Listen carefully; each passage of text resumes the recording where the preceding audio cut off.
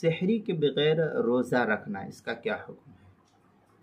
چنانچہ روزہ رکھنے کے لیے سحری کرنا سنت ہے، یہ کوئی فرض اور واجب نہیں ہے، مسنون عمل ہے۔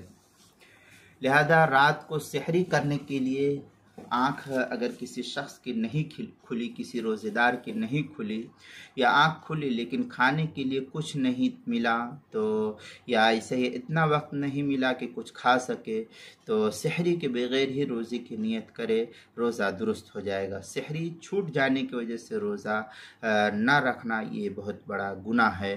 ہمارے عوام کے اندر یہ چیز پائی جاتی ہے کہ کہتے سحری نہیں رکھے تو روزہ نہیں، تو ایسا نہیں ہے، بغیر سحری کے بھی روزہ ہو جاتا ہے۔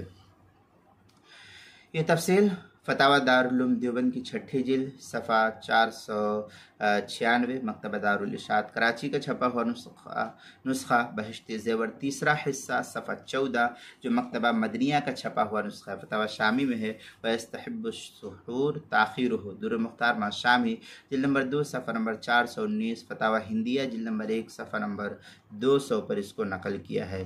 روزے کے مسائل کا انسائکلوپیڈیا حروف تہجی سین عنوان ہے سحری کے بغیر روزہ، صفحہ نمبر 118 اور 119 پر اس کو نقل کیا گیا ہے۔